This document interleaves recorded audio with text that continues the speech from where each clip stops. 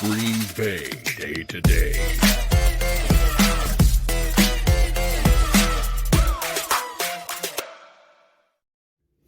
Hey, what's going on, you sons of bitches? It's your boy, Beefy Bitch. Just checking up on you. Like I said, I know I skipped last week, but like I said, I'm going to sit here. I'm going to be trying to kind of do it like bi-weekly just to let things kind of develop and breathe. There's just not a lot going on, you know. I mean, we're going to be talking about the Packers, Aaron Rodgers again. The Hall of Fame game, and then I'm going to throw my thoughts actually on first things first. I don't pay too much attention to like ESPN, any kind of. I'm really more of an FS1 kind of guy.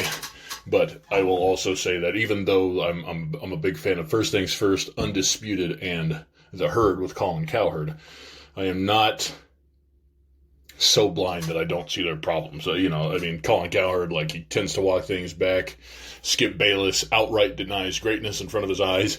And then today, on I guess as I'm talking to you on First Things First, not that their show today necessarily did. I haven't watched, obviously, since the NFL season is over. I haven't spent too much time with it, but, First Things First, I do have a soft spot for them, because I really enjoyed Nick Wright. Even still, I still do enjoy him, but I enjoyed Nick Wright before the Chiefs got very good. And so that's really my big gripes with First Things First. If I was talking to the First Things First, like, it's like, guys, congratulations on dicking the absolute fuck out of the Raiders, 42-9 or whatever the fuck they beat them by the second game of their season there. But I mean, you know what? Like, nobody fucking cares. Like, it's the goddamn Raiders. The Raiders got in on a fucking plea bargain, into the postseason. So it's one of those things where I wouldn't fucking wear that as a crown.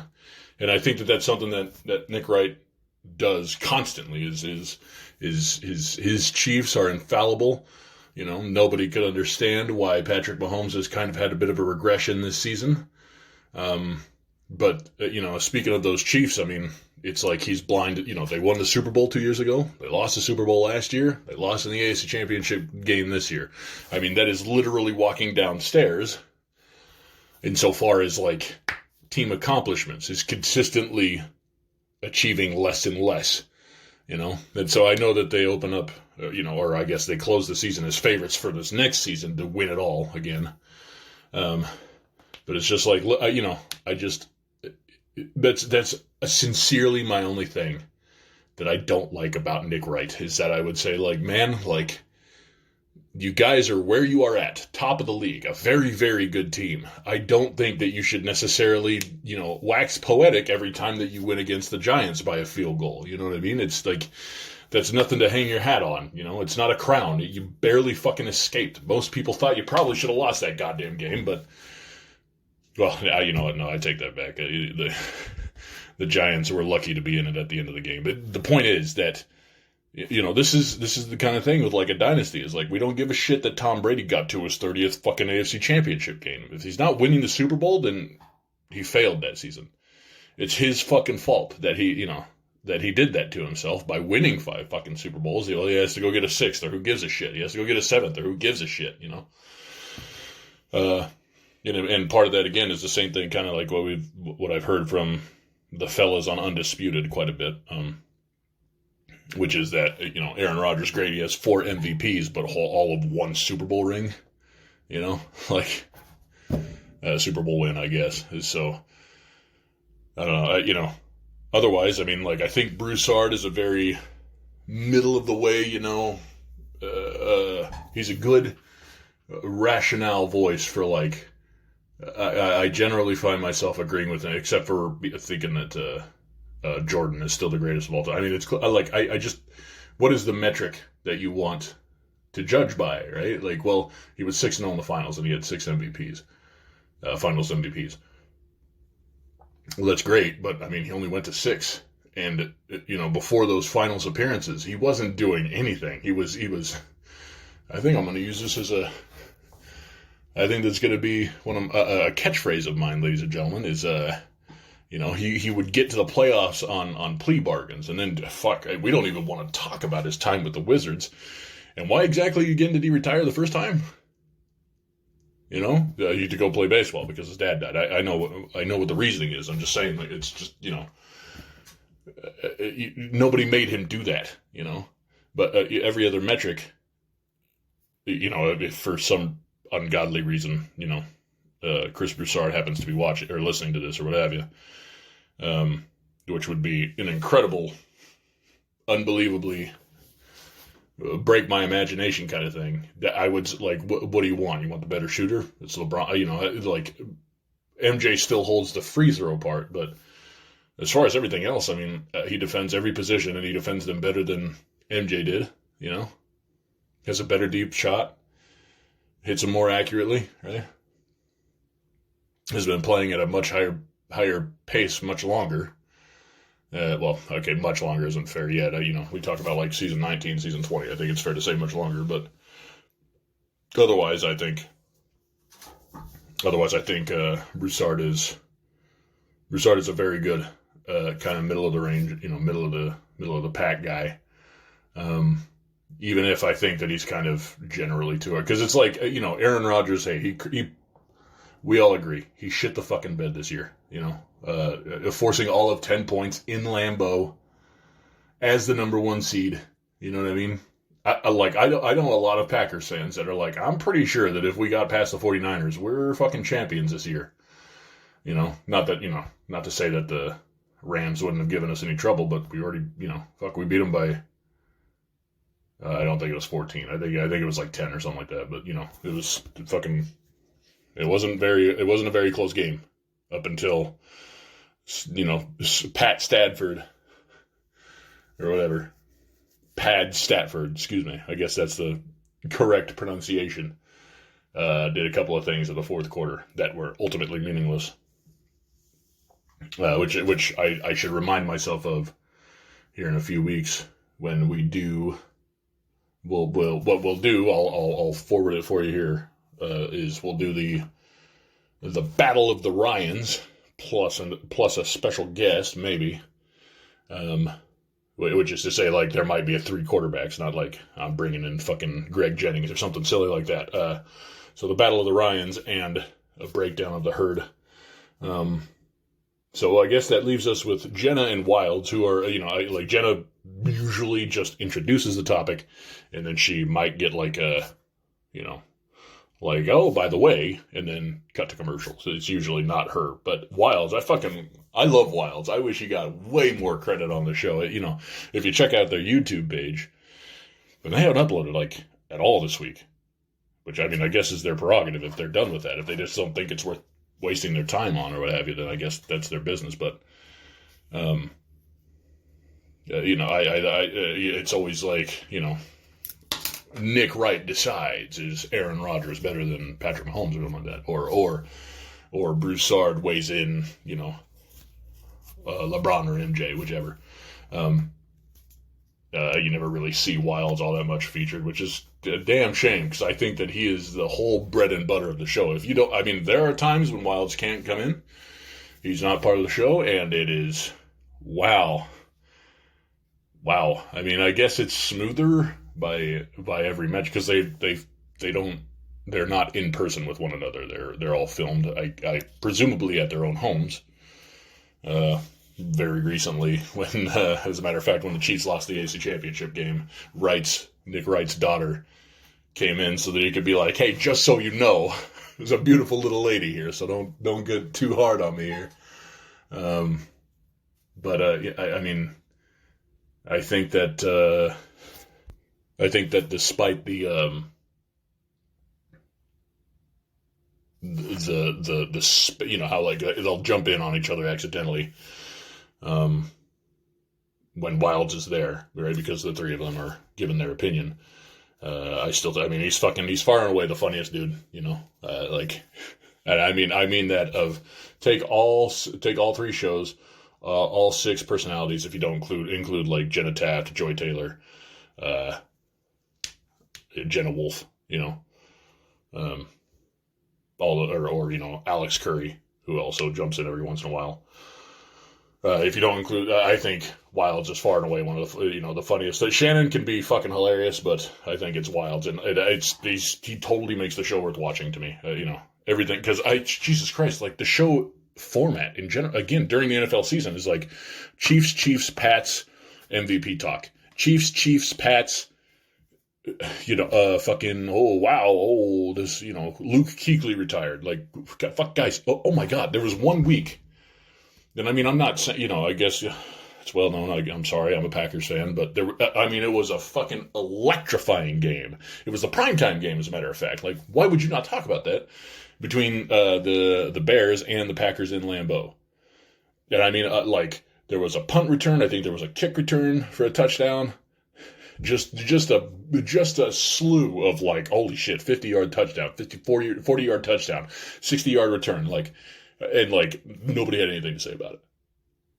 So, okay, that's fine, because you know what? It really wasn't all that close. Even though the Bears held the lead at halftime, the Packers would come back and, hold them to, I think it was just a field goal in the second half or something like that, maybe a touchdown. But that same week, though, how about Niners at Bengals? I think it was in Cincy. Forgive me if it wasn't. But you fucking fantastic. I mean, it goes to fucking overtime. The Niners pull it out. Holy shit, this close. Now we're talking about the Raiders getting the shit kicked out of them by the Chiefs. Really, 42-8. That's the game that you want to talk about. For fuck's sake, it felt like it was the entire goddamn show. Just like, well, we taking our flowers away from the Chiefs. Because it's the fucking Raiders. How often do they have trouble with them? Oh, well, they won 1 out of 3. Like, that's not a fucking dude. That's barely a rival. In name fucking only. That's a rhino, baby. A rival in name only. They had to fucking play each other twice a year. That's it. That's it? Jesus Christ. I'm more confident about the fucking Broncos games than I am about the Raiders games with the fucking Chiefs. So, and then finally, again, with the show format, I don't really mind it, I guess, right? But it just is irritating because it's like, there's so much that they could fucking talk about. But at the end of the show, they just recap the stuff that they talked about. Like, guys, am I out of my fucking mind? You could have, a really fucking, a good thought, they do it on Undisputed. Who gives a fuck if somebody's waking up a little bit late? Dude, you fucking put that shit on YouTube. Why the fuck not? Instead of that, you only put up 3 fucking videos, because that's all that you talk about, right? You have 3 whole fucking topics. Chiefs, Pats. Maybe a little NBA. During the regular season. During the NFL season, I should say. So. And then, finally, it's just like, guys, you can spare the seconds.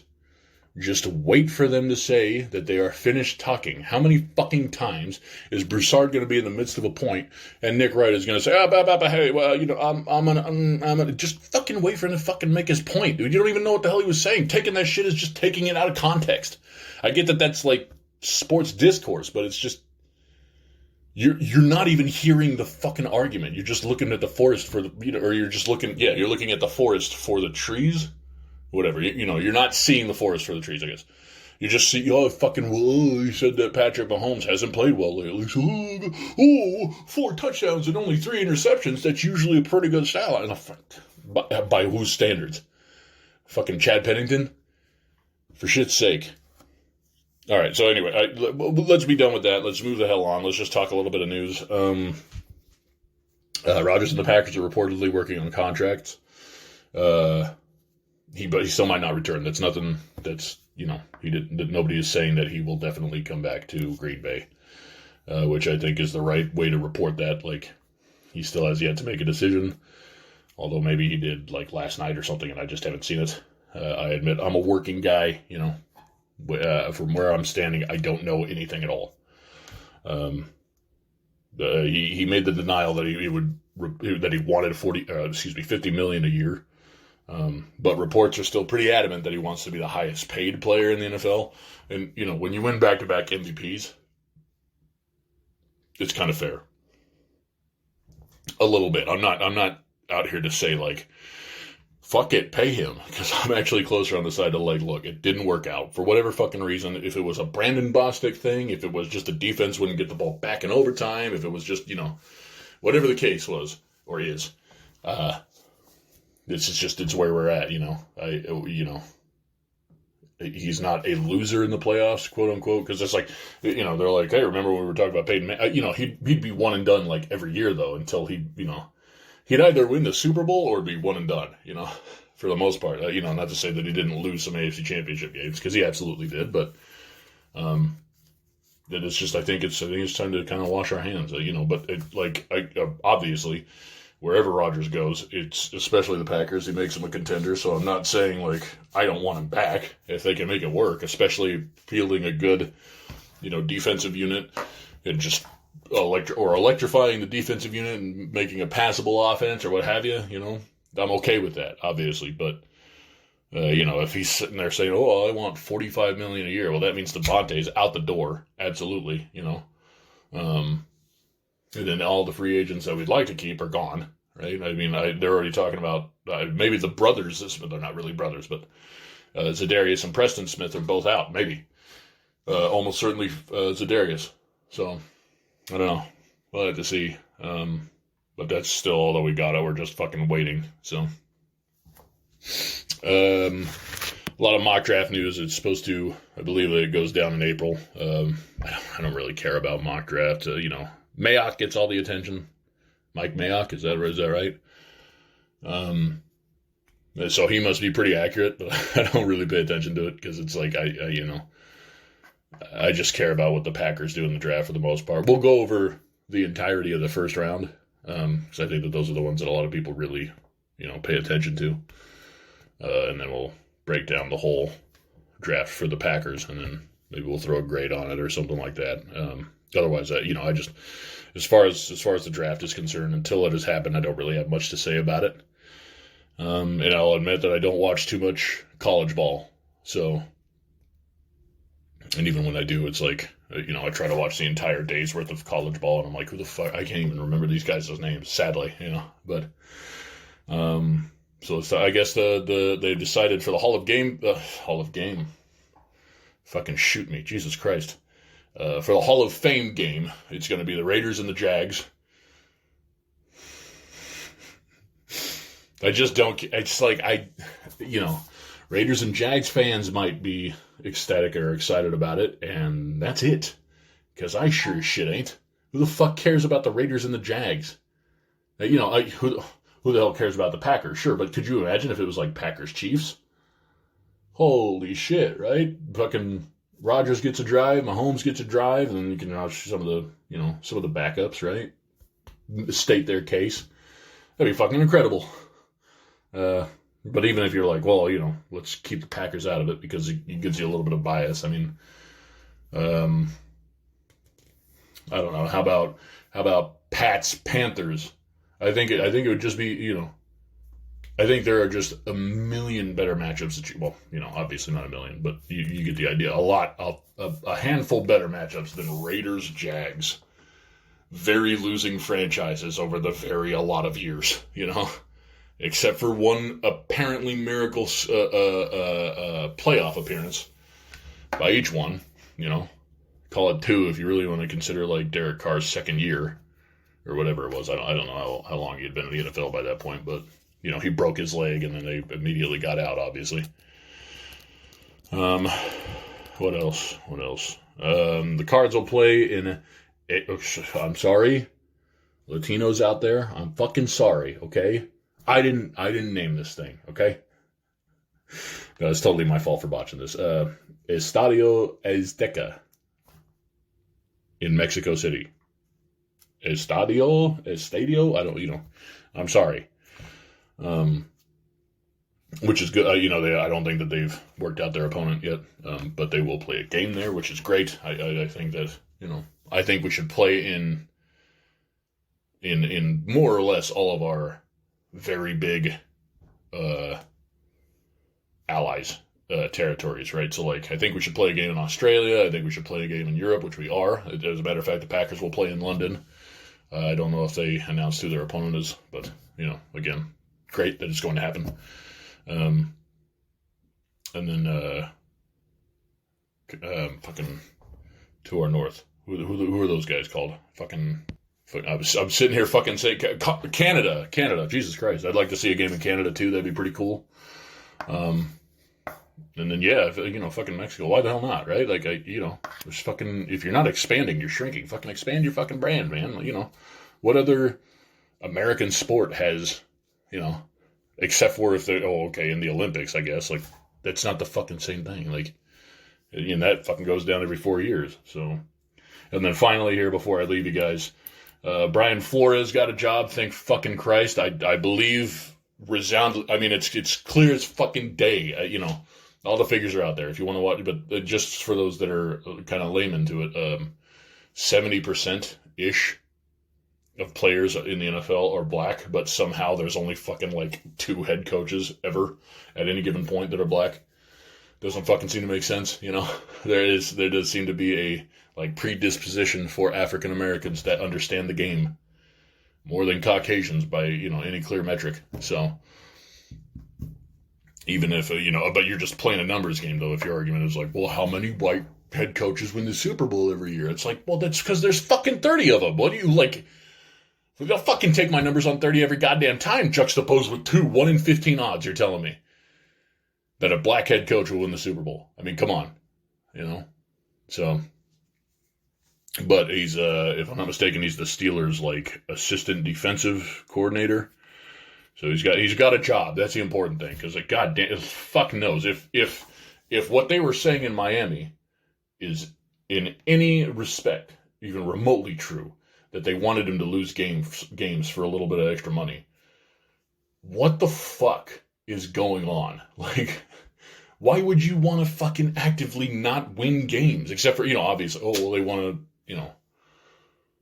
get a higher draft slot. Dude, take it from somebody that's been fucking, I've been on that.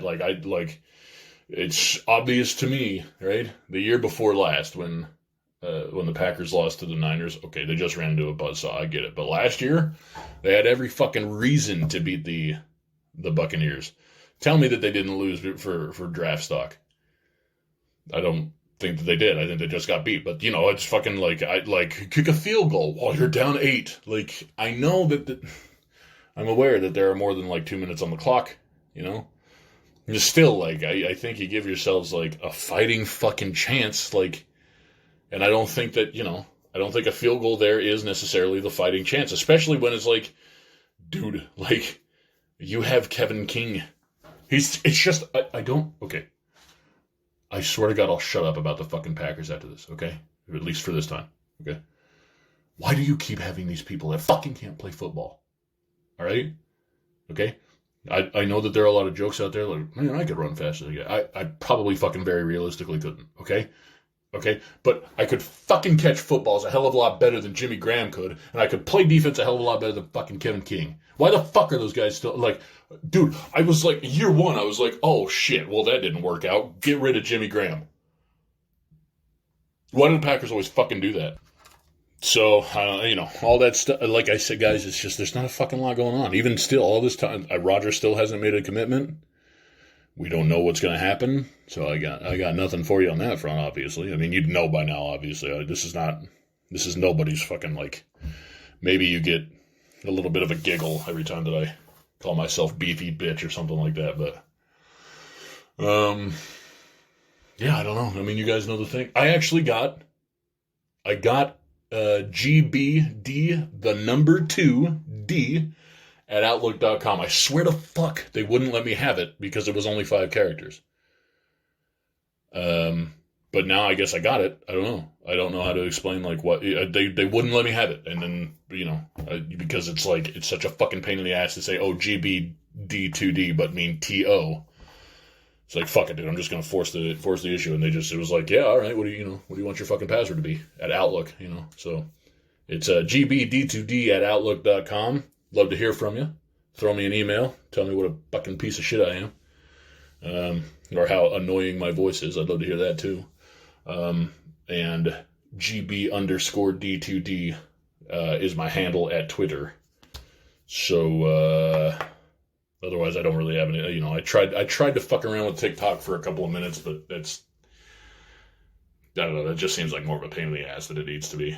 So outside of that, guys, I mean, take care of yourselves. Have a good couple of weeks. Depending on when the draft is, I might, if it's on an odd week, then we'll wait 3 weeks. So, otherwise, if it's, works out, then we'll just do another podcast here every other week. So take care of yourselves. Bye-bye.